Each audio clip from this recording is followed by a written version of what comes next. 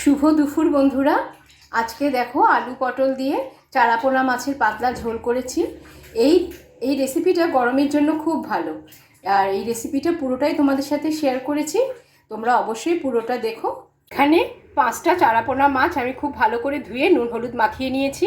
একটা মিক্সিং জারে টমেটো, আদা, লঙ্কা, ধনে জিরের গুঁড়ো একসাথে ভালো করে পিষে নেব। একটা প্যানে সর্ষের তেল ভালো করে গরম করে তার মধ্যে নুন হলুদ মাখানো আলু পটলগুলো আমি ভেজে নেব। এবার এক এক করে চারাপোনা মাছগুলোকে ভেজে নেব।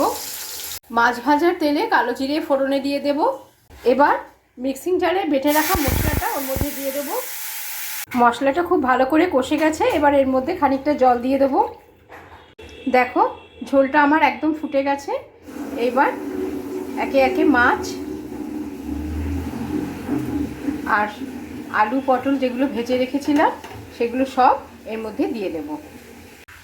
আলু পটল দিয়ে চারাপোনা মাছের পাতলা ঝোল আমার একদম হয়ে গেছে।